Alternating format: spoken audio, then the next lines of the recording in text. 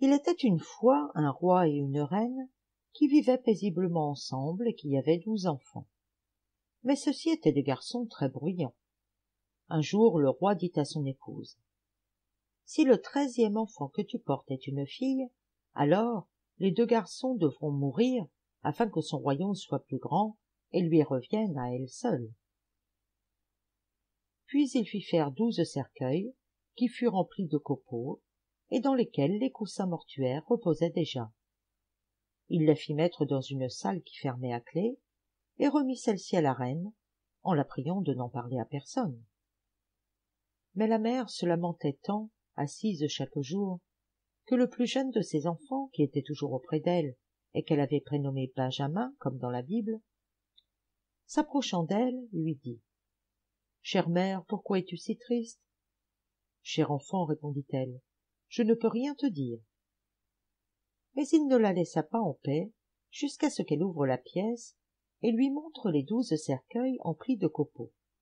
Puis elle lui dit: « Mon cher Benjamin, ton père a fait réaliser ces cercueils pour toi et tes frères, et si je mets au monde une fille, vous devrez être mis à mort et enterré dedans. » Et tandis qu'elle pleurait en lui contant cela, son fils la consola et lui dit: « Ne pleure pas, chère mère, nous saurons nous protéger et nous en aller. » Elle dit alors: « Pars avec tes 11 frères dans la forêt. Qu'un d'entre vous se tienne toujours sur le plus grand arbre que vous pourrez trouver pour monter la garde et observer la tour du château. Si je mets au monde un garçon, je hisserai un drapeau blanc et vous pourrez venir. Si je mets au monde une fille, alors partez aussi vite que vous pourrez et que Dieu vous protège. Chaque nuit, je me lèverai pour prier pour vous. En hiver, pour que vous ayez un feu pour vous réchauffer, et en été, pour que la chaleur ne vous accable pas. »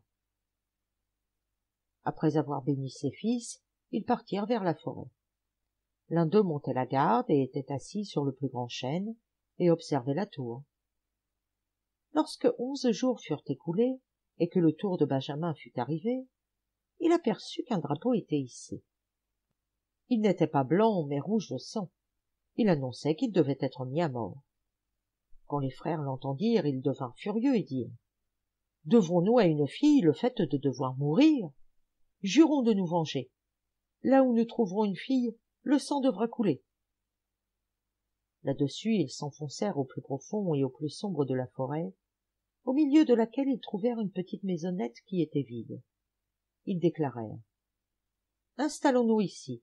Toi, Benjamin, tu es le plus jeune et le plus faible. Tu devras rester à la maison et la garder. Nous autres, nous sortirons pour chercher à manger. » Puis ils se retirèrent dans la forêt pour chasser les lièvres, les chevreuils, les oiseaux, les pigeons, et tout ce qui pouvait se manger pour le rapporter à Benjamin, qui devait les préparer afin d'apaiser leur faim. Ils vécurent 10 années ensemble, et le temps ne leur semblait pas long. La petite fille que la reine avait donnée au roi avait grandi, avait bon cœur et un beau visage. Elle portait une étoile d'or au front. Un jour de grande lessive, elle vit 12 chemises d'homme et demanda à sa mère: « À qui sont ces 12 chemises? Pour le père, elles sont bien trop petites. »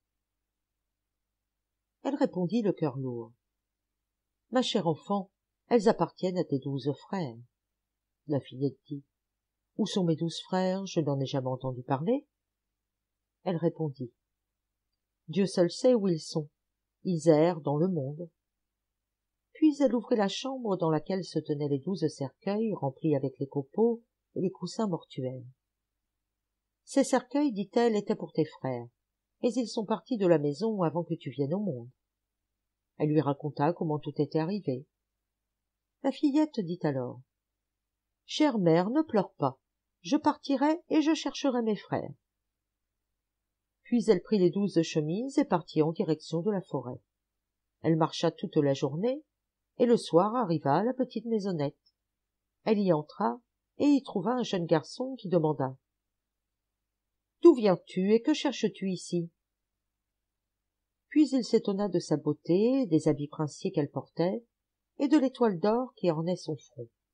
Alors elle répondit: « Je suis une princesse, et je recherche mes 12 frères partout où le ciel est bleu, jusqu'à ce que je les retrouve. » Elle lui montra aussi 12 chemises qui leur appartenaient. Benjamin comprit qu'il s'agissait de sa sœur et dit « Je suis Benjamin, ton plus jeune frère. » Elle se mit à pleurer de joie, ainsi que Benjamin. Ils s'embrassèrent et se serrèrent l'un contre l'autre d'une grande affection. Puis il dit « Ma chère sœur, il y a encore une chose.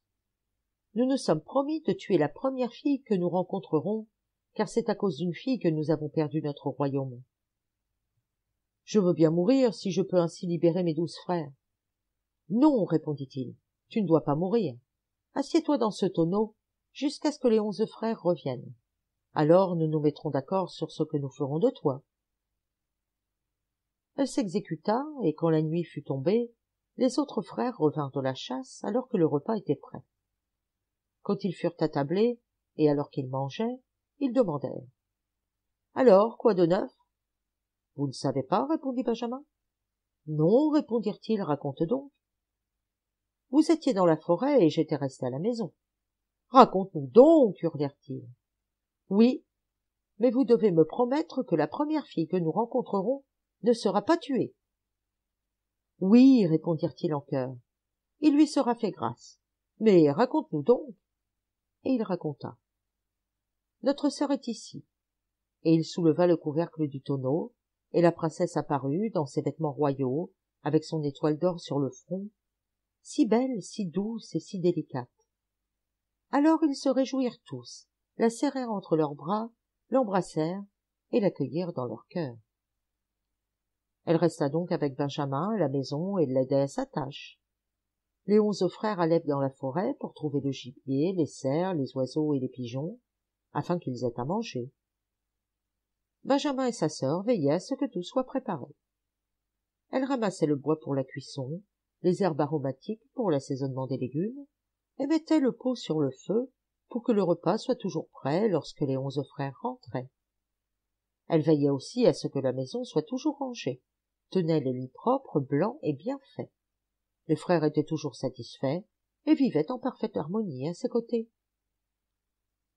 Un jour, alors que tous deux avaient préparé un bon repas, et que tous, tout à leur joie, étaient rassemblés, assis, buvant et mangeant, elle alla, pour leur faire plaisir, couper 12 lys, qu'on nomme aussi étudiants, et qui poussaient dans le jardinet adossé à la maisonnette. Elle voulait les rapporter à la maison pour en offrir une à chacun. À peine les eut-elle coupées, que dans l'instant, les 12 frères furent transformés en corbeaux, qui s'enfuirent à tire-d'aile au-dessus de la forêt, que la maison, le jardinet, disparurent aussi. La jeune fille resta seule dans la forêt sauvage, et en regardant autour d'elle, elle vit une vieille femme près d'elle. Celle-ci lui dit « Mon enfant, qu'as-tu fait? Pourquoi as-tu coupé les 12 fleurs et ne les as-tu point laissées sur pied? C'étaient tes frères, et ils ont été transformés en corbeaux. » La jeune fille répondit en pleurant « N'y a-t-il point moyen de les libérer de ce mauvais sort? » « Non, dit la vieille. Personne en ce bas monde, excepté toi-même, mais c'est si difficile que tu ne pourras pas les libérer, car tu ne devras prononcer aucun mot, ni ne devras pas sourire 7 années durant. Ne prononce qu'un seul mot, ou qui ne manque qu'une seule heure aux 7 années, alors tout n'aura été que vain, et tes frères périront de tes propres paroles. Au plus profond de son cœur, la jeune fille jura. Je sais que je peux libérer mes frères. Puis elle partit à la recherche d'un grand arbre, se hissa sur la plus haute branche, sans plus parler ni rire. Un jour, un roi vint chasser dans la forêt. Il avait un grand lévrier qui courut jusqu'à l'arbre où la jeune fille était assise, et il se mit à sauter tout en aboyant. Le roi, s'approchant, vit la belle princesse à l'étoile d'or sur le front, et fut si touché par sa beauté qu'il lui proposa de devenir sa femme. Elle ne répondit pas, mais hocha légèrement la tête. Alors il grimpa à l'arbre pour la rejoindre, et la redescendit pour l'asseoir sur un cheval et l'emmener chez lui. Alors les noces furent célébrées avec faste et joie. Mais l'épouse ne parla, ni ne ria.